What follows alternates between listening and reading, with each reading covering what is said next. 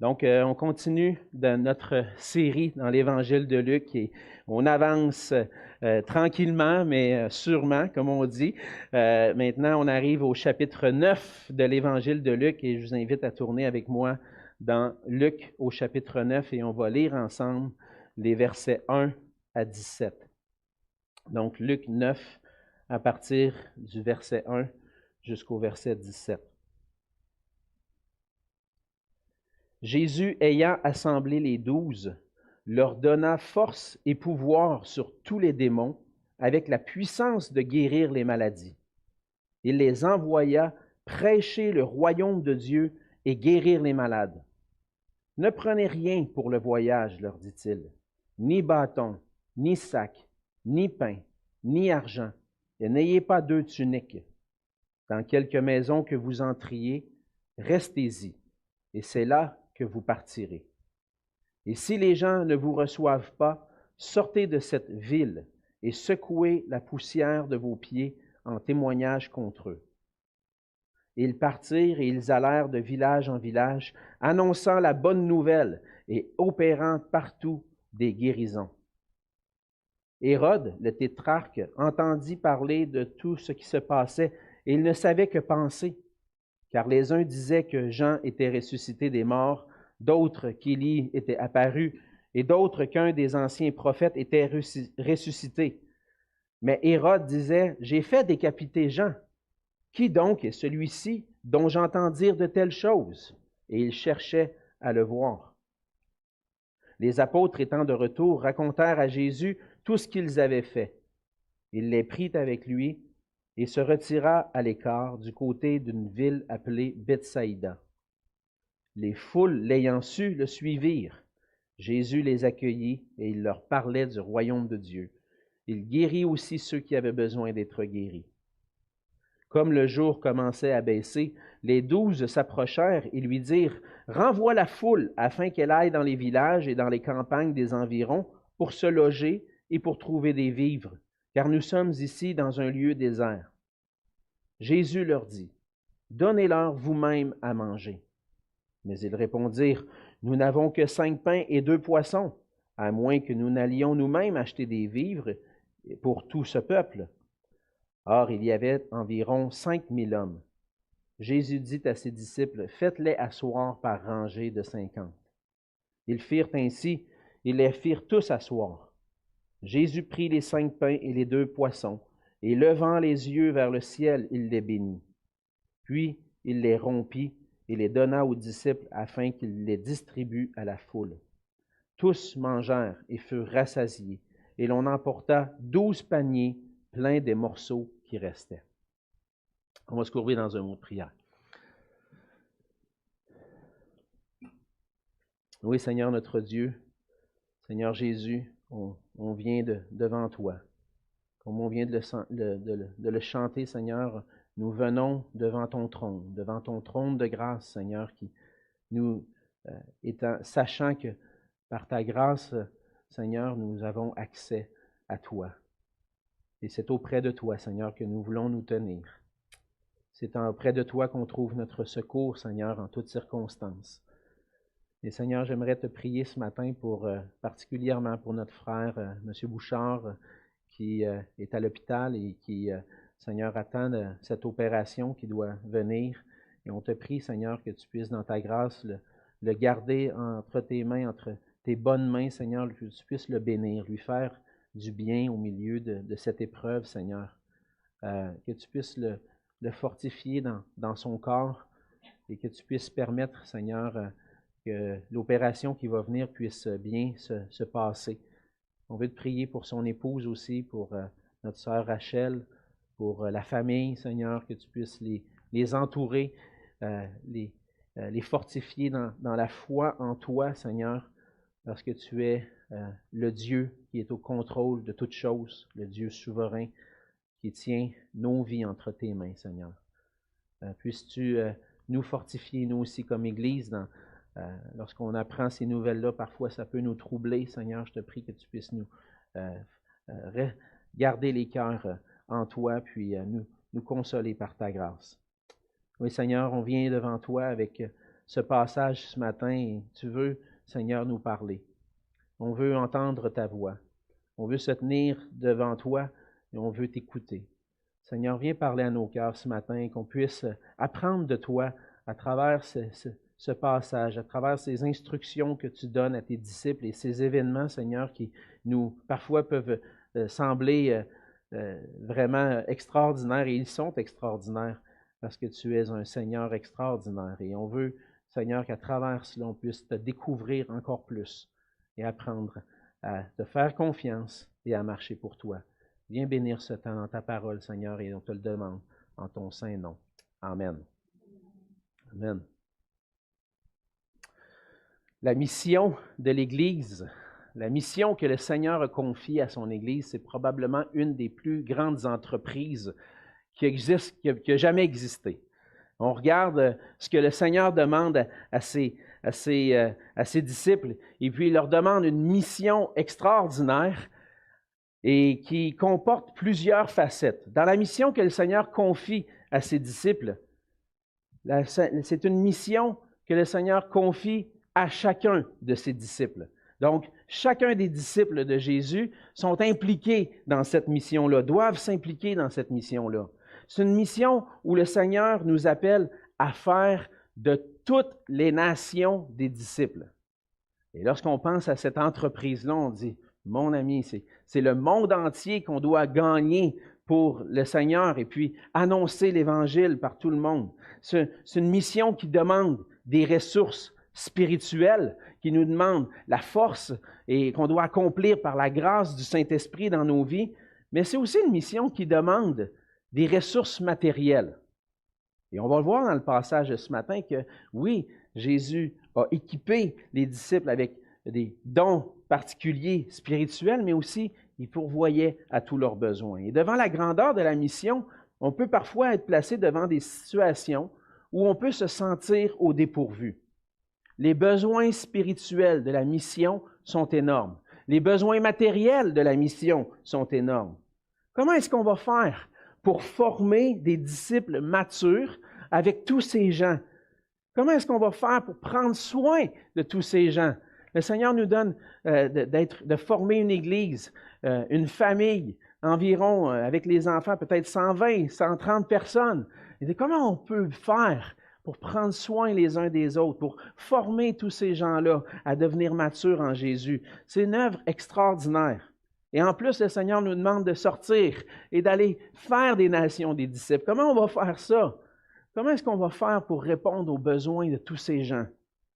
Et on a tendance à regarder souvent à la grandeur de la tâche et aux problèmes que cette tâche-là peut soulever devant nous et à oublier à quel Dieu et à quel Seigneur on appartient.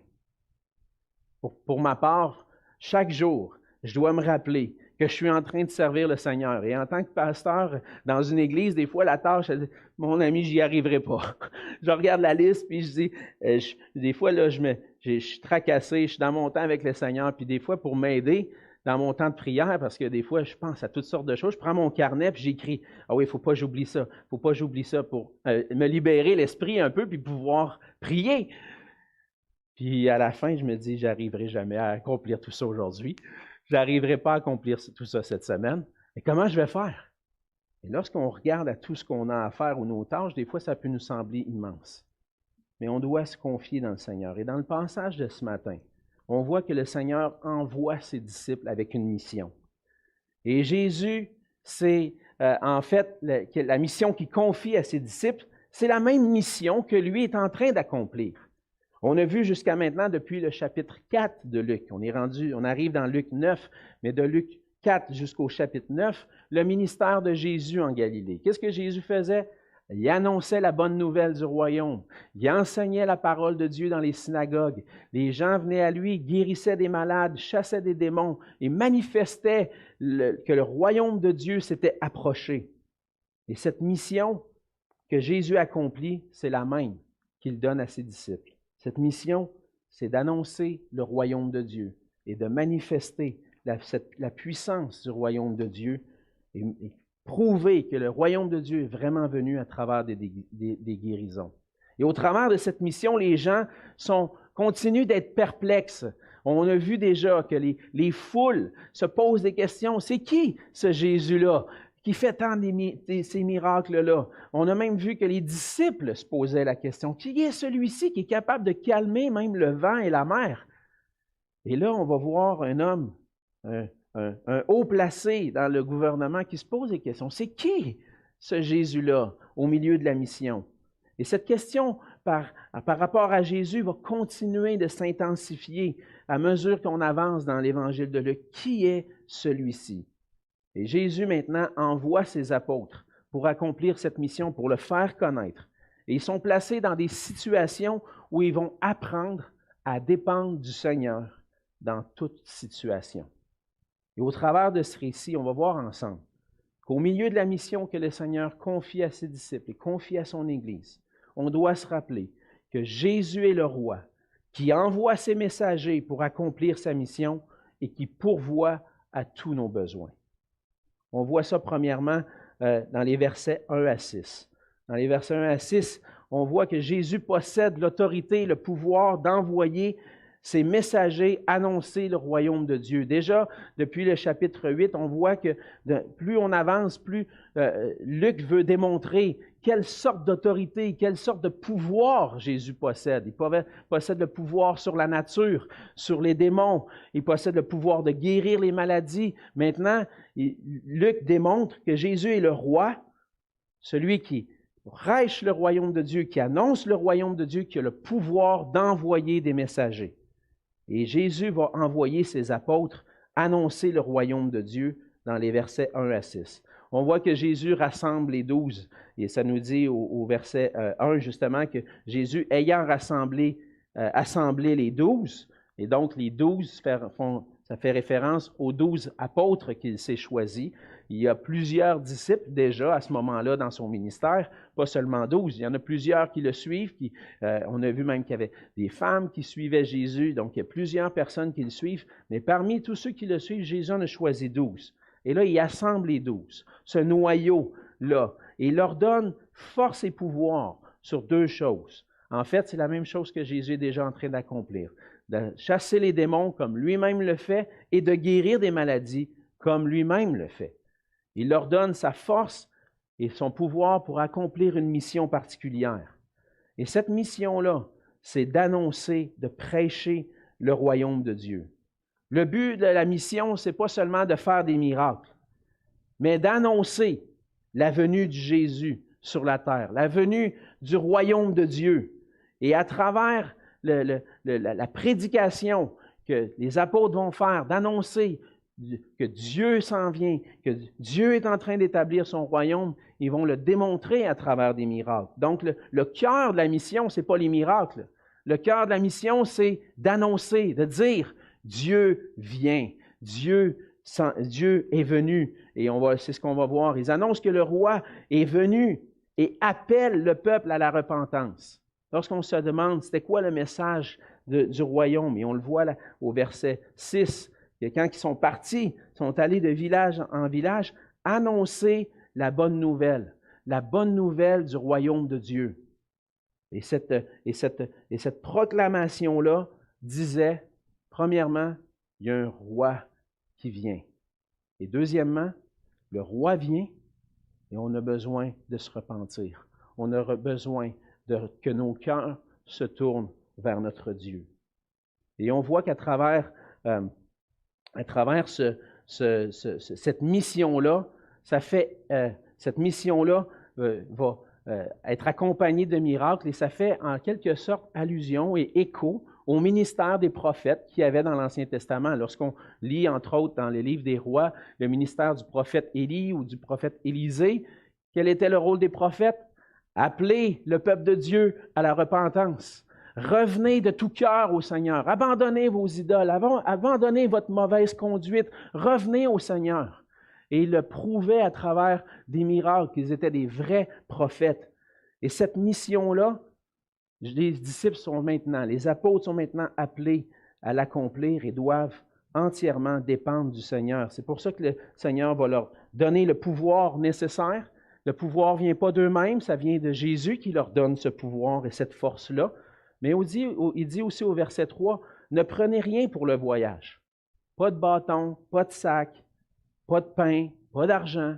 Prends pas 2 tuniques, prends juste un vêtement. En quelque sorte, Jésus leur dit, voyagez léger. Vous n'avez pas besoin de vous embarrasser avec toutes ces choses-là. Pourquoi? Parce qu'alors que vous êtes en mission, je vais prendre soin de vous. Un peu comme le peuple d'Israël lorsqu'il était dans le désert.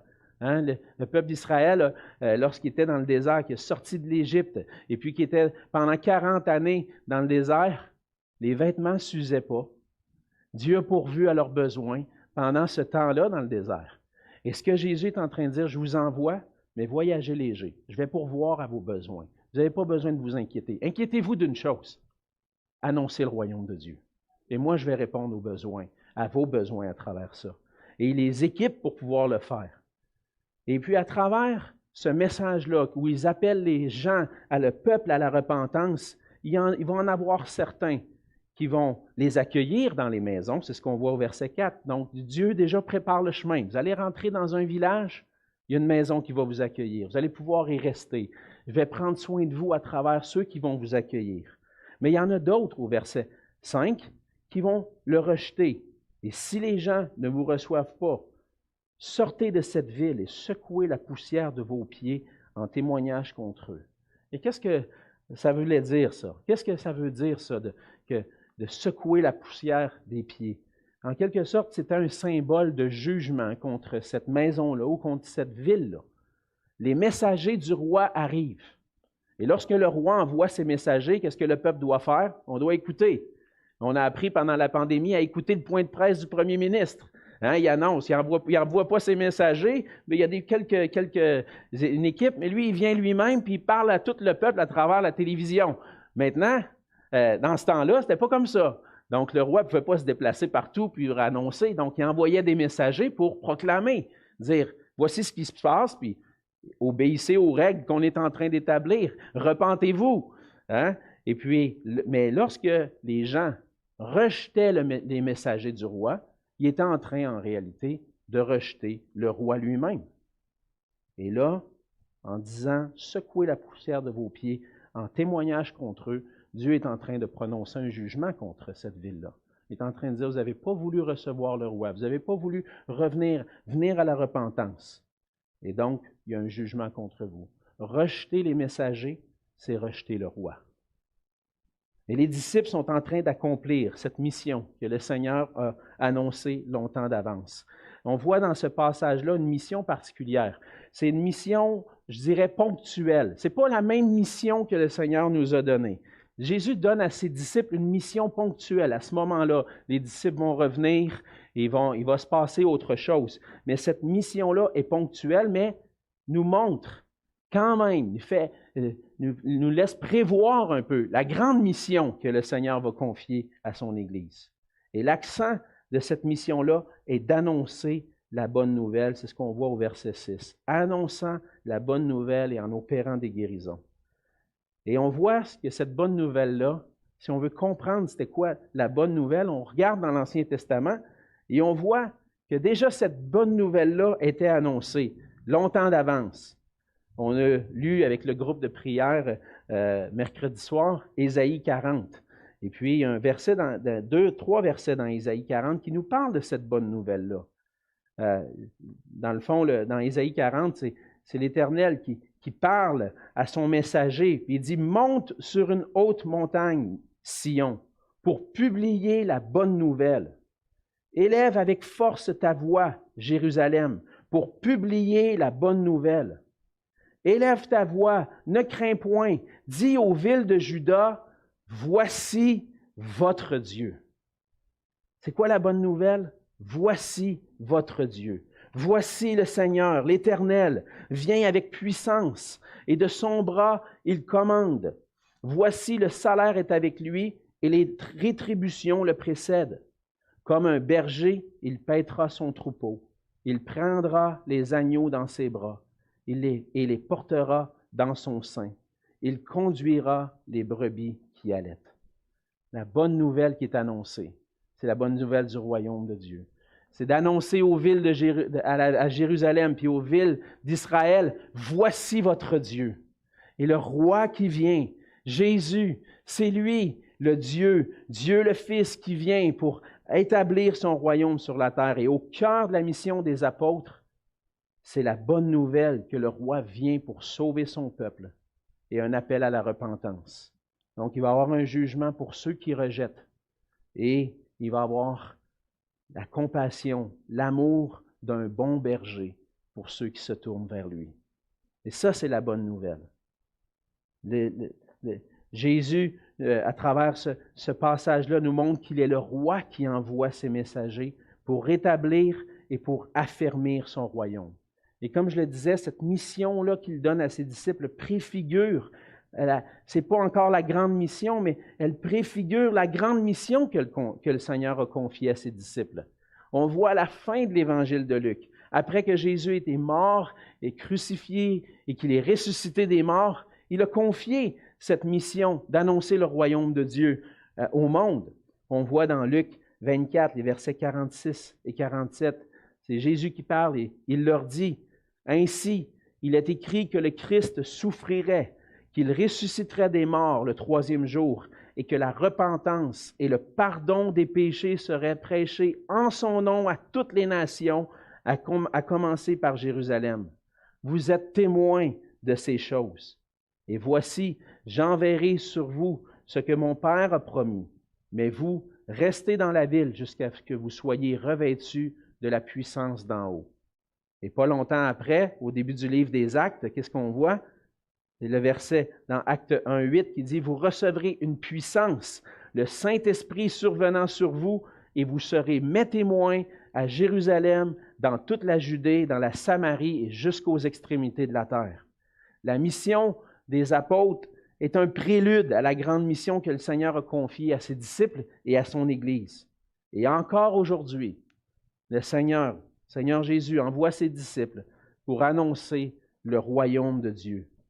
Les disciples de Jésus sont des citoyens de ce royaume-là. Lorsqu'on vient au Seigneur par la foi, qu'on saisit par grâce ce que le Seigneur Jésus a fait pour nous, qu'on croit de tout notre cœur qu'il est mort et ressuscité pour nos péchés, pour nous pardonner. Maintenant, ce que l'apôtre Paul dit aux Éphésiens, c'est qu'on est appelés des gens de la maison de Dieu, des concitoyens des lieux célestes. On fait partie du peuple de Dieu. Et en d'autres mots, lorsque chaque disciple devient un membre du royaume de Dieu, c'est que l'Église est une représentation, en réalité, du royaume de Dieu sur la terre. Vous voulez voir de quoi a l'air le royaume de Dieu? Vous regardez à l'Église. L'Église qui est là, des hommes et des femmes qui font partie du royaume de Dieu, qui ont cru en Jésus-Christ et qui annoncent le message du roi. Vous voulez voir où est le royaume de Dieu? Le royaume de Dieu est là où Dieu règne dans les cœurs, dans son Église. Les membres de l'Église sont les serviteurs du roi et les citoyens du royaume, et le Seigneur nous appelle à proclamer son message. Le Seigneur appelle son Église à entrer dans la mission et à annoncer ce que le roi a accompli. Qu'est-ce que le roi a accompli pour nous? Il est venu pour chercher et sauver ce qui était perdu. J'étais perdu dans mes péchés. Je m'en allais directement droit vers la condamnation éternelle.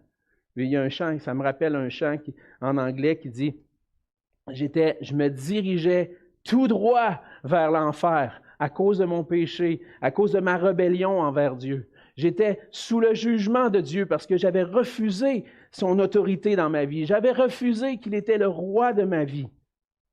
Mais dans sa grâce, Dieu a envoyé son Fils qui est venu pour souffrir, mourir sur la croix pour que je puisse avoir le pardon et le pardon de mes péchés. Et maintenant, Jésus est ressuscité, il n'est pas resté dans la tombe, il est ressuscité, il est monté au ciel. Puis par sa résurrection, il démontre que nous pouvons avoir cette vie éternelle, nous aussi. Maintenant, par la foi en lui, on peut être sauvé de la perdition éternelle, sauvé du châtiment éternel et être réconcilié avec le Dieu de l'univers, avec mon Créateur. Et maintenant, réconcilié avec lui par la foi en Jésus, je fais partie de son royaume. Ça, c'est le message.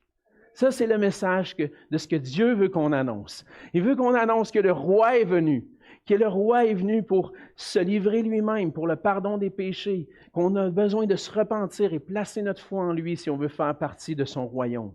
On a besoin d'annoncer cette bonne nouvelle. Et l'Évangile est la bonne nouvelle qui doit être annoncée pour que les gens puissent se tourner vers le roi et être sauvés.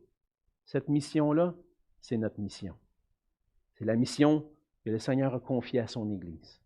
Et dans cette mission, on dépend du Seigneur pour toutes choses. Et on veut voir parfois les problèmes et les situations immenses, mais comme citoyen du royaume de Dieu, on veut se rappeler qu'on appartient au roi de l'univers, qui contrôle toutes choses, qui gouverne toutes choses. Et dans cette mission, on dépend de lui pour annoncer la bonne nouvelle. Et on annonce aussi, à travers cette bonne nouvelle, que ceux qui refusent ont un jugement qui pèse sur eux. On veut proclamer cette bonne nouvelle. Et lorsqu'on proclame la bonne nouvelle est bonne pourquoi? Bien parce que, à cause de la mauvaise nouvelle, si je suis dans mon péché, dans le jugement droit qui s'en va vers le châtiment éternel, si je ne le dis pas, comment la bonne nouvelle va être bonne? Bon, c'est correct, hein? Tu sais, Jésus est venu, il nous a aimés, il pardonne nos péchés, ouais, puis que ça change à ma vie. Les gens ont besoin de comprendre qu'ils s'en vont droit vers le châtiment éternel.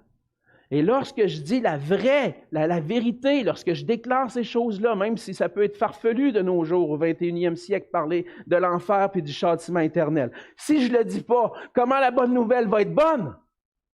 La bonne nouvelle est bonne. Parce que Jésus est venu pour nous sauver de ça. Pour qu'on puisse, plutôt que d'avoir la peine, les grincements de dents pour l'éternité, avoir la joie d'habiter dans le royaume pour l'éternité. Et on a besoin de dire ça. On a besoin d'annoncer ces choses-là.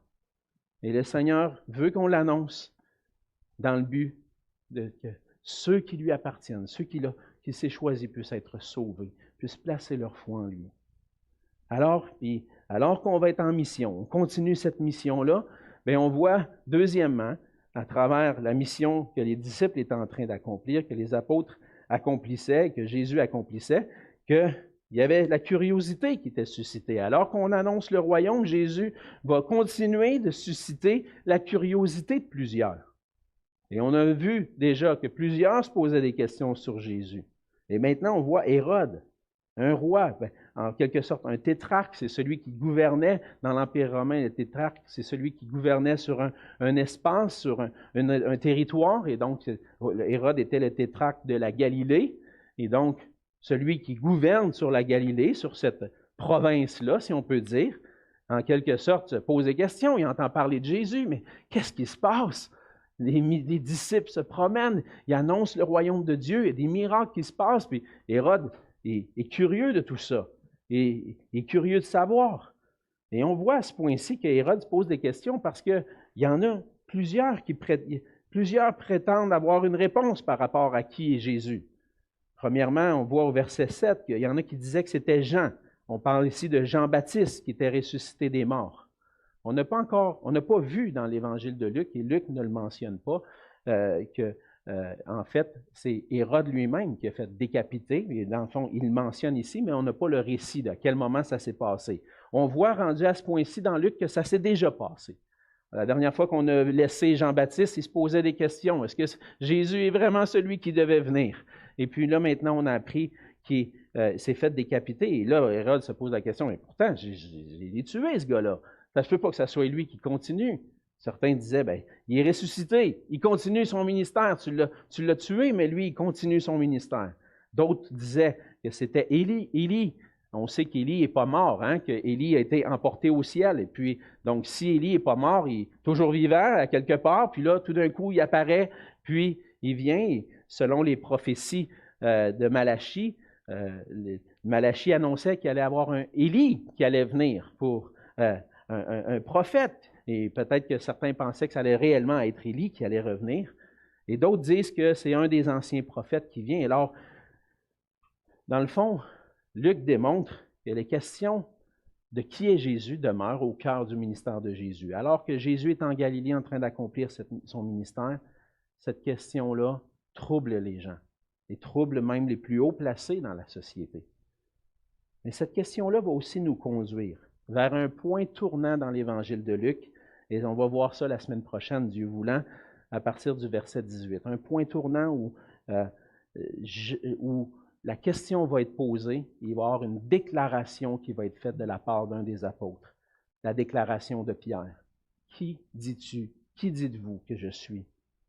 Et la déclaration de Pierre va mener aussi à la déclaration de Jésus à propos de sa véritable mission sur la terre dans Luc, dans le chapitre 9, verset 22. Et c'est ce qu'on va voir.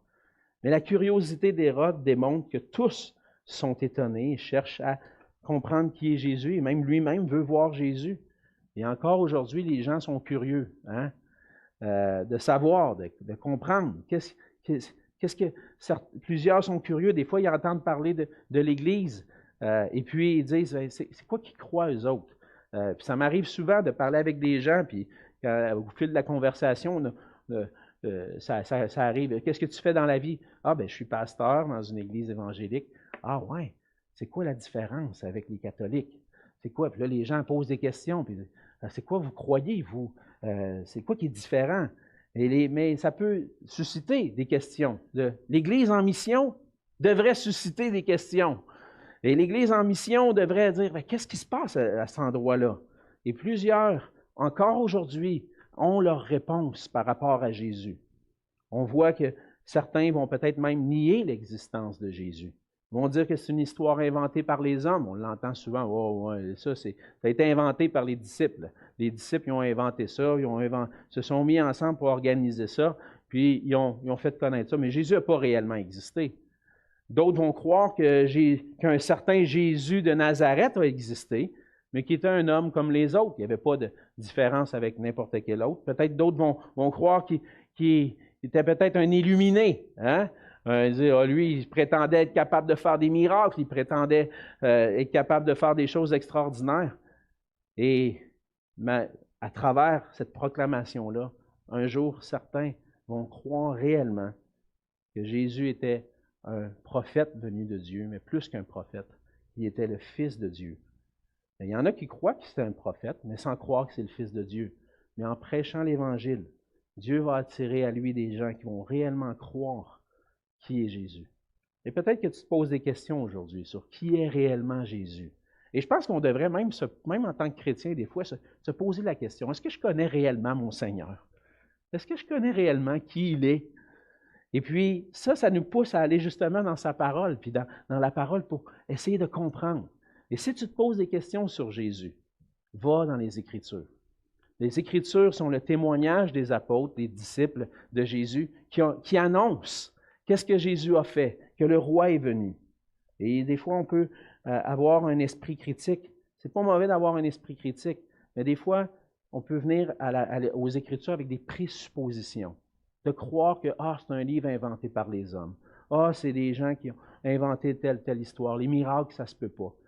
Mais lorsqu'on vient à la parole, on doit essayer de mettre de côté nos présuppositions.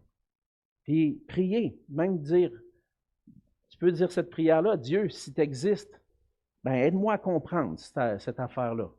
Puis il y en a qui ont fait cette prière-là un jour. Puis le Seigneur leur a ouvert les yeux pour comprendre qui est réellement Jésus. Et qui peut être convaincu. Et comment on peut être convaincu de qui est Jésus? C'est par sa parole, par son esprit. Et la parole et l'esprit travaillent ensemble pour nous faire voir qui est réellement cet homme. Et on va voir ensemble. Et c'est ce que Luc déclare, qui est le Fils de l'homme, le Fils de Dieu, qui est venu pour établir le royaume de Dieu sur la terre. On voit ensuite l'histoire de la multiplication des pains pour la foule.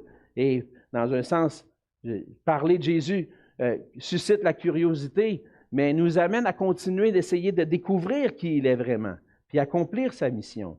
Et troisièmement, on voit dans les versets 10 à 17 que Jésus possède l'autorité et le pouvoir de répondre à tous nos besoins.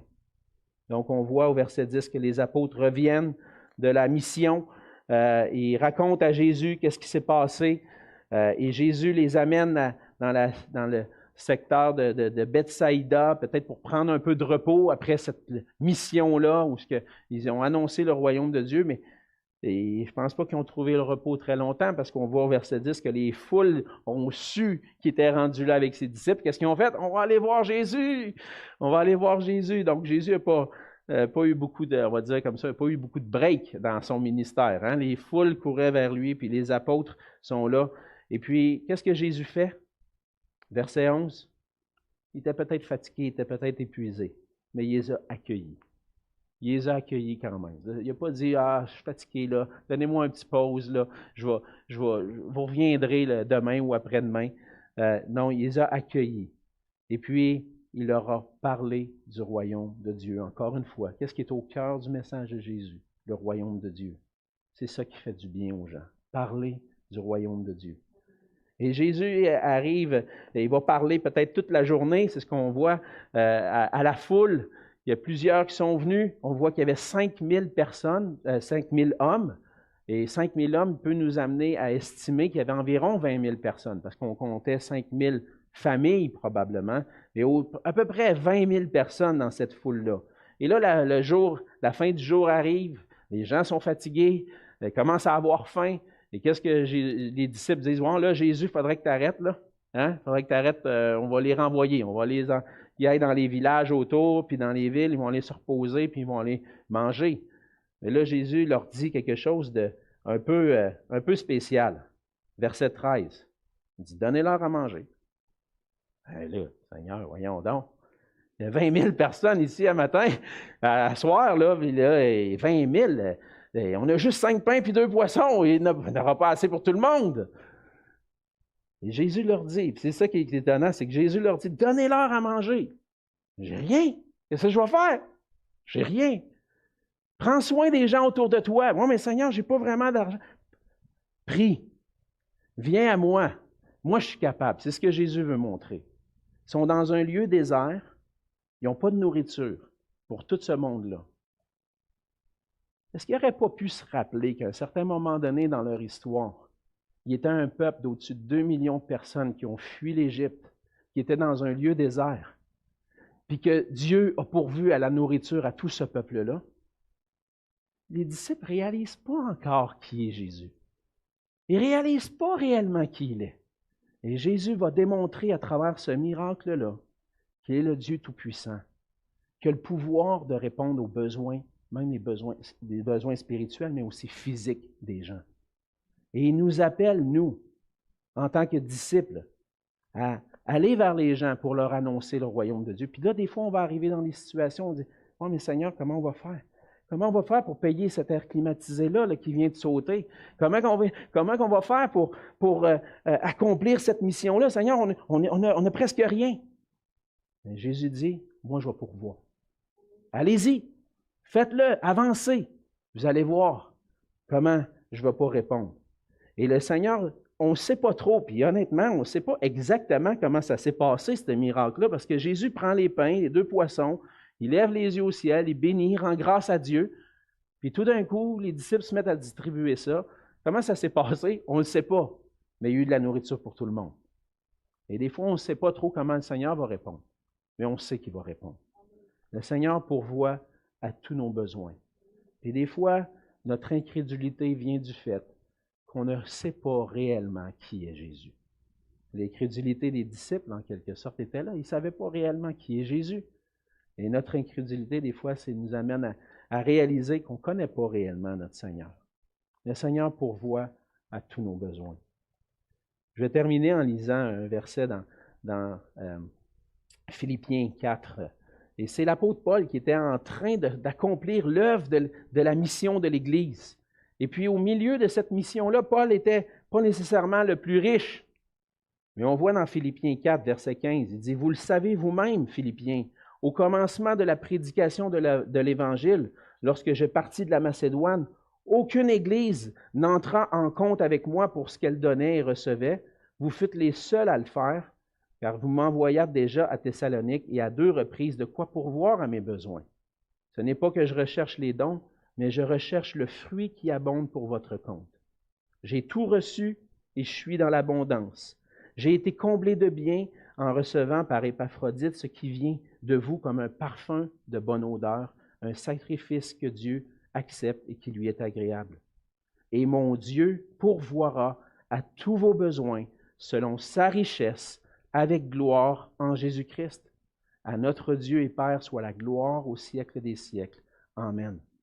Je ne sais pas comment je vais faire pour pouvoir contribuer à cette mission-là, pour pourvoir aux besoins d'ouvriers à travers le monde, de soutenir des missionnaires. Je ne sais pas comment je vais faire.